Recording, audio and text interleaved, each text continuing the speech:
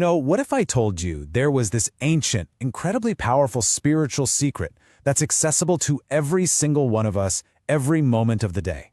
Well, according to some of the oldest yogic scriptures, there is. And it's hidden in the one thing we all do all the time: breathing. Okay, let's dive into this. It all kicks off with this really powerful statement from Lord Shiva. Basically, it says, this practice, called Ajapa Gayatri, gives yogis moksha. That's ultimate liberation. And just by making a firm decision to start this spiritual practice, all the evils in a person's character can be wiped away. Wow! I mean, that's an incredible promise. Liberation and purification just from deciding to begin. So what on earth is this practice? Well, the story goes that the goddess Parvati went to Lord Shiva and asked him for the one ultimate yoga. A single supreme practice that could unlock all kinds of siddhis. We're talking supernatural abilities and talents. She was looking for the real deal, the final answer. And Shiva's answer? It was a total game changer. He basically said, "Oh Devi, the body is the temple, and the soul inside it is God." He completely flips the script. The divine isn't somewhere out there in a temple or a cave. It's right here, inside you. And the way to worship this God within? He says it's through the feeling, the deep realization of Soaham. Okay, so that's the big epic backstory. But how do we actually do it? How do we get this feeling of Soaham? Well, the secret, it turns out, is in something we do about 20,000 times a day: breathing. The practice is called Ajapa Jap, and that literally means an effortless chant. Think about that. It's a mantra that you don't even have to try to repeat. Why? Because it's already happening. It's a continuous spiritual practice that's going on with every single breath you take for your entire life. So, let's break it down. According to these scriptures, our breath actually makes two sounds. When you inhale, the sound of sakar, or sa, comes into the body. And when you exhale, the sound of hakar, or ha, leaves the body. It's really that simple. Sa comes in, ha goes out. So when you put the two together, you get Saham. But here's the thing. The yogic texts describe this constant, natural chant by focusing on the exhale first. So the rhythm of life is actually heard as hum, sa, over and over again. This is the sound of life itself. But this is where the magic happens. This is the big aha moment for the yogi. When you get really focused on this constant flow, that repeated cycle of hamsa, starts to be heard in reverse. The whole thing flips. The yogi starts to hear soham. It's not that the physical sound changes, it's that your perception, your awareness, has shifted so deeply that you hear the ultimate truth within it. It's a moment of pure realization. So what's the big deal about this flip? Why is hearing soham so transformative? Well, this is where the practice goes from just watching your breath to understanding the entire universe. So, aham literally breaks down into so plus aham. It means thou is I, or maybe more simply, I am that. It's the direct experience that you, your individual self, your soul, are not separate from the supreme universal consciousness. You are that consciousness. There's no difference. And there's this absolutely beautiful metaphor our source uses to explain it. Practicing Soham is like being a single drop of water falling into the ocean. Your tiny separate self, your ego, doesn't get destroyed. It just dissolves into the vastness of the ocean and becomes a part of that grand expansion. So what happens to you when you start to really live with this feeling? Well, this union of yourself with the universe is described as a path of total transformation. It changes everything from your personality all the way to your ultimate destiny. And the goals of this practice are, well, they're huge. It starts with the exhale, the hum sound, pushing out the ego and selfishness. Then, with the inhale, the so sound, you're pulling in divine virtues. This process refines your personality, helps you achieve success in all areas of life, and can even lead to attaining those cities we talked about. And the final goal, it all leads to moksha, that ultimate state of liberation. But get this, the texts argue that the benefits aren't just for you. They make a really compelling case that this inner transformation is the key to solving our collective problems, that it's a true gift for the entire world. Just look at this powerful comparison. On one side, you've got the ego-driven world. shattered trust, selfishness, conflict. On the other side, the Soaham realization directly counters all of that. It builds a sense of care for everyone, true compassion, and a deep inner peace that comes from seeing yourself in every other person. And just in case you weren't convinced of how important this is, the scriptures make this incredible claim. It says that there is no knowledge equal to this wisdom. No good deed or punya can even come close to its benefits, not in the past and not in the future. It's presented as the absolute supreme path. So that leaves us with a really powerful final thought. In a world that's always searching for these complicated, external answers to our problems, this ancient wisdom tells us we might be looking in the wrong direction entirely. What if the path to both personal freedom and global harmony isn't out there at all, but in here? Could the solution to our biggest problems really be as close, as simple, and as constant as our very next? Today, we're diving into a practice that claims to hold the answer to one of life's absolute biggest questions. And you know what the craziest part is? The answer is hiding in something you do more than 20,000 times a day without even thinking about it. Breathing. Okay, let's just jump right in with the big one. The question that has echoed through all of human history. Who am I?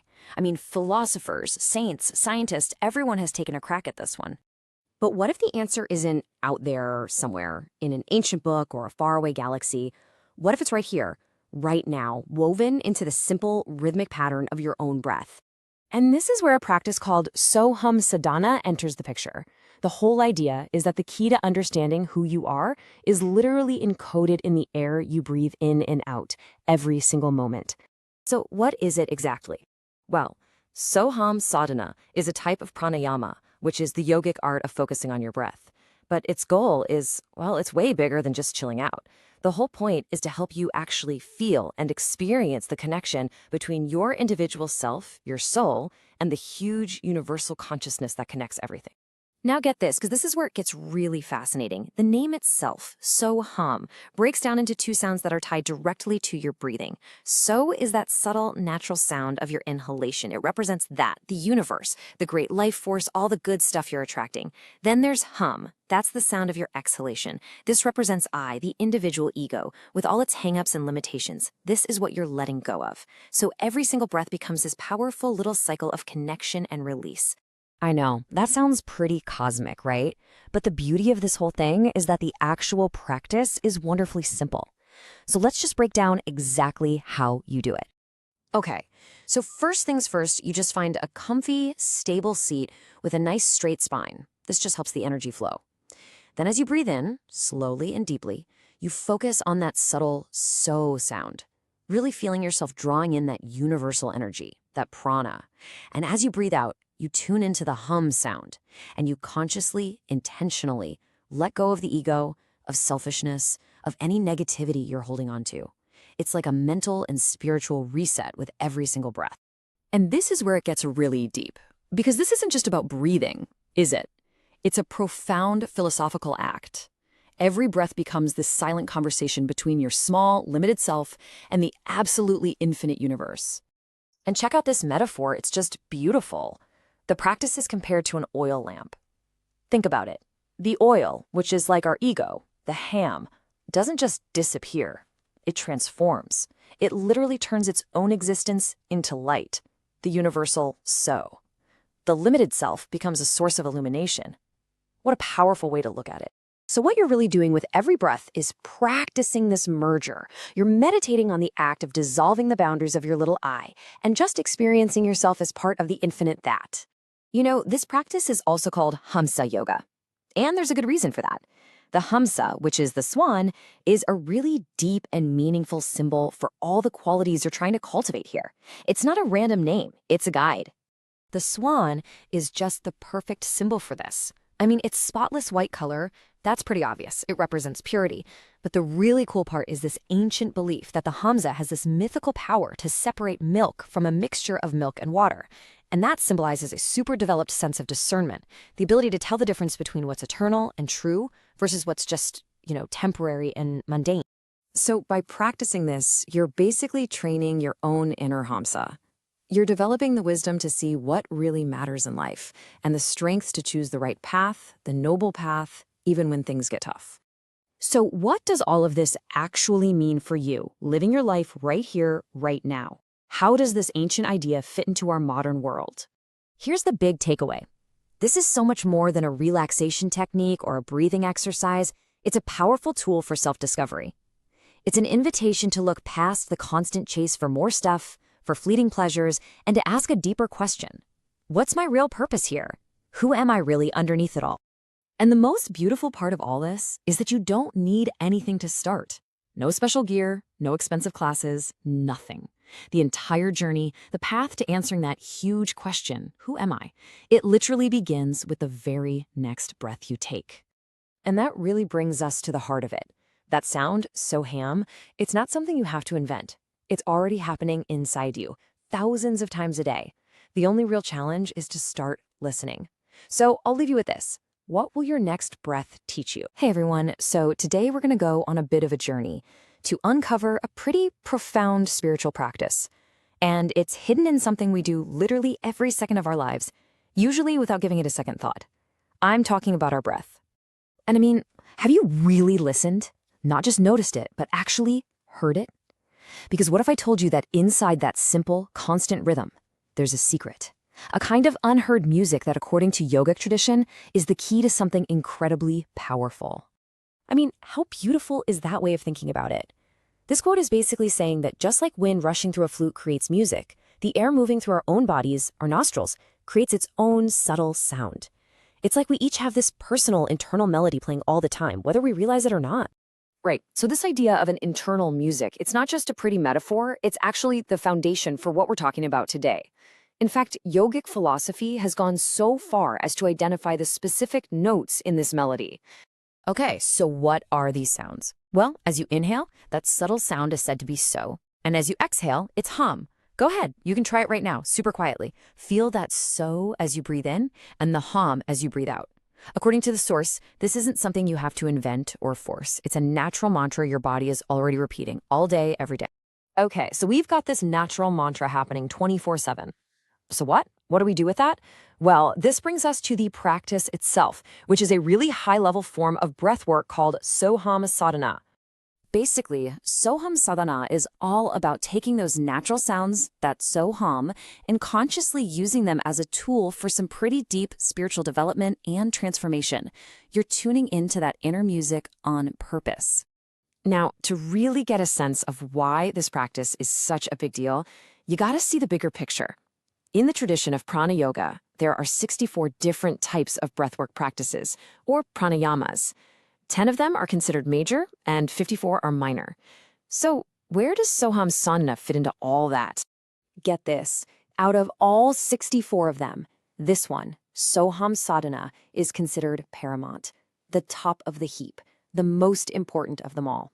So we're not just talking about some random breathing exercise here. This is viewed as the absolute pinnacle of the practice. All right, so it's the most important one. Sounds great, but what do you actually do? How does it work? Let's walk through the actual steps of Soaham Sadhana. And this is where it gets really interesting, because it's way more than just breathing in and out. It's a very active, very intentional process. You start with step 1. You visualize yourself floating in this glowing ocean of life force, or prana. Then, as you inhale that so sound, you consciously pull in all that good, divine energy. And with the ham exhale, you visualize pushing out all the negativity, your ego, anger, whatever. Finally, you just sit and contemplate, letting all those good qualities sink in. It's a whole cycle of cleaning house and redecorating, so to speak. And check this out, the structure is super important too. The actual breathing part, that might only be 5 or 10 minutes, but it's sandwiched between these 2 longer sessions. 15 minutes of meditation before you start to get your mind right, and 15 minutes of contemplation after to let it all soak in. These bookends are seen as being just as vital as the main event. Okay, so that's the how. But what's the why? Why go through all this? Well, the rewards, according to the source, are pretty huge, and they happen on 2 completely different levels, starting with the mind. Let's first dig into what this practice can do for your mind, in your day-to-day life. So on a psychological level, you can think of it as this incredibly powerful autosuggestion. It makes perfect sense, right? You are literally intentionally breathing in strength and breathing out weakness. The source says this leads to some really tangible results, like deep relaxation, a serious boost in inner strength and self-confidence. It's really about fine-tuning your entire mental and emotional state, one breath at a time. But then you have the spiritual side, and this is where things get, well, way more profound. The practice is said to awaken the 6 main energy centers along the spine, the Shat chakras, and the goal of that is to electrify and activate this latent spiritual energy, often called Kundalini, which is described as this powerful, dormant energy just waiting at the base of your spine. The source even mentions some wild sensory stuff, like being able to perceive divine fragrances or even developing extrasensory abilities. So when you put it all together, the mental benefits and these deep spiritual awakenings, you start to see the real goal here. It's not just about feeling a little calmer or gaining some cool abilities. It's about a complete and total transformation of who you are at your core. And honestly, this is the core of it all. This is the big promise. The source says the practice can transform someone from an ordinary mortal being, or even a social and intelligent animal, into a divine being. I mean, think about that. The idea is that you're transforming into something more, operating on a whole new level of consciousness. It's really a mind-blowing concept, isn't it? That every single breath we take is this silent, powerful mantra, a constant opportunity for change, which kind of brings us full circle, back to that simple thing you're doing right now. And it leaves you with a pretty powerful question to ponder. What kind of power is just sitting there, waiting, in your very next breath?